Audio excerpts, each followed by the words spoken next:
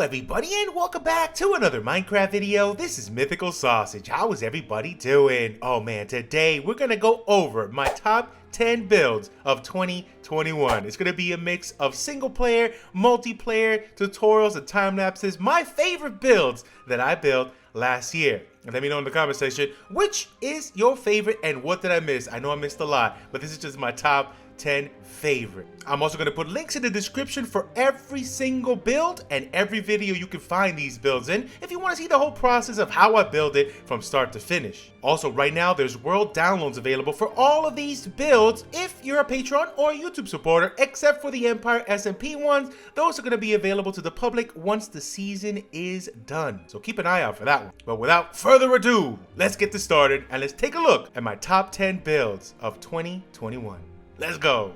So this top 10 is going to be going in chronological order, and this build came out on January 27th, 2021, my Hardcore Season 2 Ultimate Wool Farm. Now, something that I love to do, I love making automated farms, but I like making these automated farms look pretty, and this right here is no exception. I wanted to make something very unique to house my wool farm, so I built this Mexican Pueblo house style colorful build palette going up against the mountain here, which is awesome, in a mesa right here in my western town, which also has a lot of other builds that are truly amazing. But this thing has every single wool color in different sections. It's almost like a little bit of a maze. Looks like people actually live here. This is housing for the people of this village, and every single color is inside. I built a lot of wool farms in my Minecraft life, but this one right here, it has to be my favorite. Released on February 20th, 2021, my ultimate Asian-inspired base. Now this base right here, oh man, this is inspired by a Valorant map.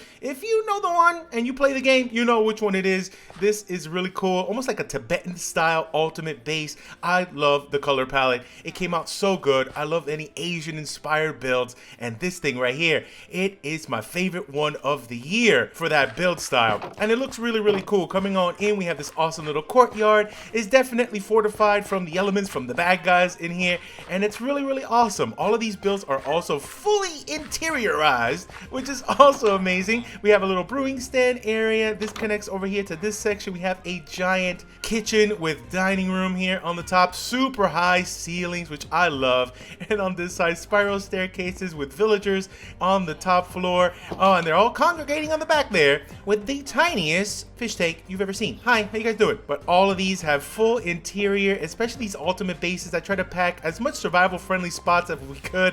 And over here we got a chest room going into a little smelting area. We also have a full level 30 enchanting station on the top floor and a lovely samurai sword. Look at that. Coming around this way, going up the stairs, this one has our big old bedroom right here. Giant closet, big old bed, and a nice little writing desk on the corner. And that ceiling though! Oh yeah, we have a bathroom and a tub. I definitely have to revisit this style in the future because I love it. Look at that gradient. Now this right here, La Isla de la Salchicha, was finalized in my Hardcore Season 2 world back on March the 5th, 2021. And this place, it is so awesome. This is exactly what we started out in our hardcore world in Season 2, right here with our starter house. And it came out pretty nice, but we had to upgrade it to this awesome Spanish-style fortress in this area. This was always the goal, the centerpiece of a giant fort right here. Very cool with terracotta, some granite, and some brick. And I love the style of this one. We have an underground barn area, animal pen, which is pretty cool. Some lovely crop fields in the front, a little apiary here to the side, and right behind that we have our storage building. This storage building, it is pretty cool. Lovely archways and pretty much all the storage I needed at the start. Swinging around here to the back, we have a little gazebo for our full level 30 enchanting station, and then our fortress over here looking pretty awesome, well defended and fortified. We have our guard right there. This is Hector. Say hello, Hector, or not. And then also this has a little blacksmith to the corner, and then upstairs fully furnished with all the details that we needed for this place. We have a lovely dining room table, kitchen to the back, little seating area here to the side. Upstairs we have a bunch of villagers with a library and a sleeping area. Another cool feature is that we have our basement area here that zigzags down to a very cool spot. Down this direction leads outside, and then down this direction it leads to a dual super smelter array, one on each side with a cobble gen back there. But one of the best features of the island is not what's on the top, but what's down below. Right down here, we have our villager trading hall for our librarians on this side, stonemasons and toolsmiths on that side with a villager breeder all the way in the back, and then my all-time favorite branch mine area right here. This took a long time to build, but it was so worth it. It also houses a sugarcane and bamboo farm over here and an automatic pumpkin and melon farm with farmer trading hall on the bottom. And here we go with our desert village transformation made on April 11th, 2021. For this desert village, I wanted to completely transform this and make this look almost like a little bit of an oasis, something that is a little bit more vibrant,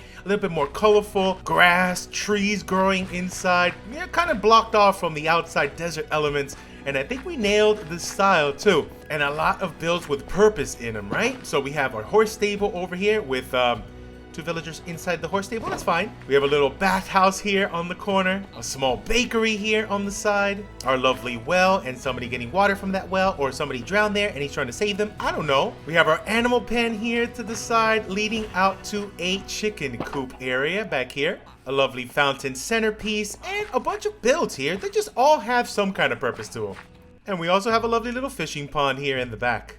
I really enjoyed this one. I want to do another one soon. Now, back in May 14th, 2021, I finished my Pirate Island Village transformation, and right now, I'm in love. I miss this place so much, and it is so cool. I really want to do a pirate-themed village after I found this village just right here in a little island. Over here, though, look at this. We have a little tavern on the back. This is a nice little ship, kind of upside down, broken, rebuilt and repurposed. Got watchtowers over here, palm trees. This right here was a actual church, a village church, and I converted it into a nether portal. Yep, it makes sense. To the back here, we have a bunch of other houses for our villagers and a little bonfire centerpiece, and it's totally safe. They can't burn from that. It's totally safe. Don't tell them about what happened that one time. Then going down this little boardwalk area, more builds, kind of row houses here stacked on the side as well, each with a different kind of color palette and theme. And we also have a fighting pit right here. Lots of famous battles happen down here. Tell them, chicken. Got a little pirate ship kind of docked here to the side as well. And then over here, we have ourselves a pirate fort. I had to build this. This was an add-on on top of the village transformation, and this is really cool. Self-sustaining. The pirates could definitely take care of themselves with all that wheat. Besides that, I have a little turtle sanctuary back here to the end of this little separate island, and it looks like a little bit of like a lost ruined fort that used to be here, but it's pretty cool. Now, back on May the 24th, 2021, I built this fantasy steampunk house, and it's a tutorial on the channel. There's also links in the description if you guys want to build this for yourself and add it to your world. I am so proud of this build. I love me a little bit of steampunk, a little bit of fantasy. Builds kind of stacked up on top of each other, roofs, pop-outs, towers, windmills, water wheels, all kinds of crazy stuff. And this right here, I love it. The color palette, it is looking really cool with a mix of spruce, the warp block there on the top bit for the roofs, a lovely little Tudor style there for the middle with a stone base, a tiny little baby of a stone base that it looks like it doesn't really hold up. All of this big stuff over here. Interior is kind of claustrophobic, but it's supposed to be. We have a little storage right there. Tiny little kitchen here on the top with a brewing stand. Going up to the top, even more storage going up to the tower. Ending off with a nice little bedroom right here as well. But this is a really fun build that I knew I had to add it here for our top 10 of the year. Now, back on August 17th, 2021, I upgraded my Empire SMP starter house to this awesome looking build right here. It is so cool. I love my Empire's house. I love the original one too, but this one right here, adding all the details, the pop outs, the extra tower to the side, and the back courtyard area just made it stand out even more. One of my favorite builds of all time. Definitely my favorite starter house of all time. Right over here, starter house. Yeah, it's pretty small. The color palette mixing the deep slate with the stony bits here in the middle with a nice little Tudor style to the top, mixing dark oak, mixing spruce, copper roof accents. It has everything. And look at that beautiful banner of Mythland. Jumping on the inside, it was really cozy. We have a nice little fireplace over here, a small little kitchen corner area, house horse hanging out. On the side here, we have a little mini library leading out to the back with our courtyard area with all these views right here. Going up our little spiral staircase to our lovely bedroom area right over here, leading to a lovely storage spot with a dragon head hanging out. Our lovely little writing desk. We definitely wrote some really sad stuff there. It's fine. Leading up over here to the back with another little bit of storage and a tower going up to the tippy top. Besides that, we have the crossover bridge that goes over to this main tower as well. And then this leads us to our basement, which we have multiple ways of getting down. We have this part over here for the tower, and we have another way down from that corner bit. And we have our nether portal on this side. Spots to go to different directions, especially our mine down below. And a dungeon cell, which definitely we never used, right?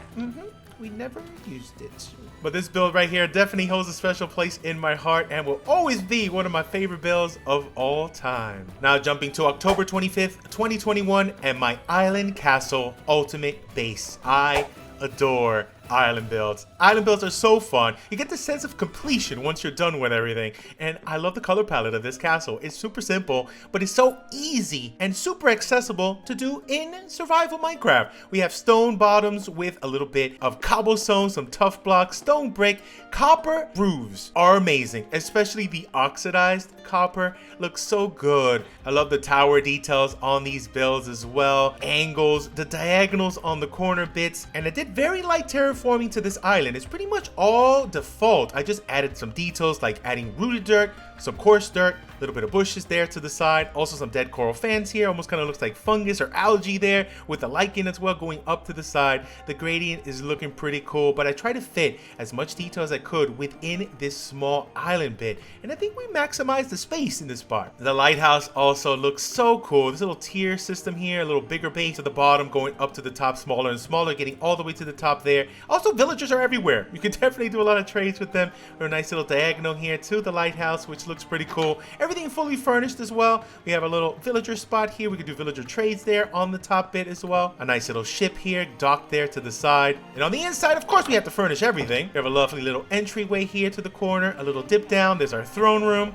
Coming around here to the side, our sleeping area as well. Over here to the corner, we have our dining room. Coming around to the side, we have a little diagonal area with our kitchen and an outside courtyard little hangout spot. But what do you think of our island castle? I'm so proud of this place. Now, November 7th, 2021, I wanted to build another castle, but one completely different in style and look than anything I've ever done before. And I think we nailed it right here with our fortified Minecraft castle base. Look at this thing. The block palette, super simple, just tough block, stone, a little bit of moss. But the thing that I love about this castle is that it looks realistic. It looks like something that definitely belongs somewhere in a history book, like you would see this thing. Something super fortified, lots of thick walls and bases, different elevations and everything. Very light terraforming on the outside, little dockside areas since it is on the water that people can come in and visit. And of course, we have full interior right here. Check this out. We have our throne room here in this little drop down area, which looks pretty cool. Seating on the side. Coming around here to this corner, we have our nether portal, which could take you down to the nether, and some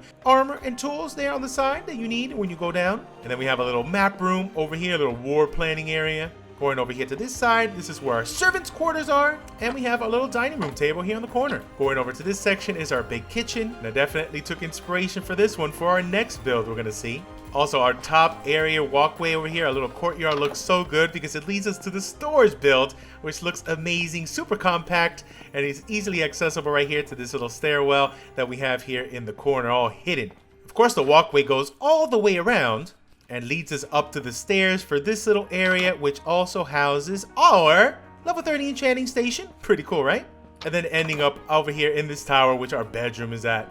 And then our final tower here to the top. I love this one. And it also looks good at night. And here we go. I'm thinking saving the best for last. And the last of the builds here in our top 10. This was built on Empire's SMP. I finished it on December 12th, 2021. And look at this place. Oh man, I love it. It's my favorite castle of all time. I was able to pack so much detail here in the courtyard area. Looking up, one of the coolest things about castles is sight lines. When you come in and you look up and you see a bunch of cool design details. I love this little centerpiece palette there. Oh, it's so good. A lot of these also really survival friendly. I collect a lot of materials for this. That's not survival friendly, but the block palette is. Just like the last three castles, it's pretty simple in block palette. It is just tough block, block, moss, mossy cobble, a little bit of stone, stone brick, and cobblestone. That's it.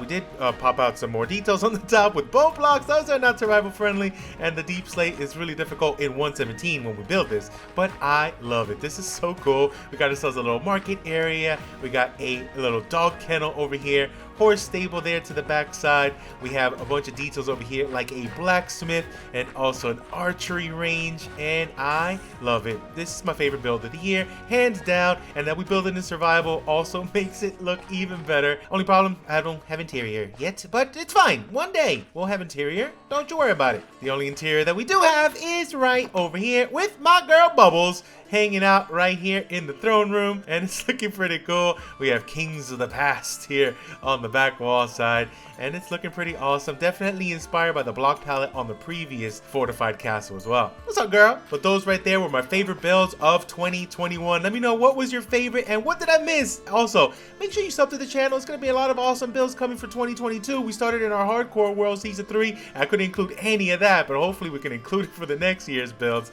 But I'm out of here for now. Thank you for watching. Catch you on the next one.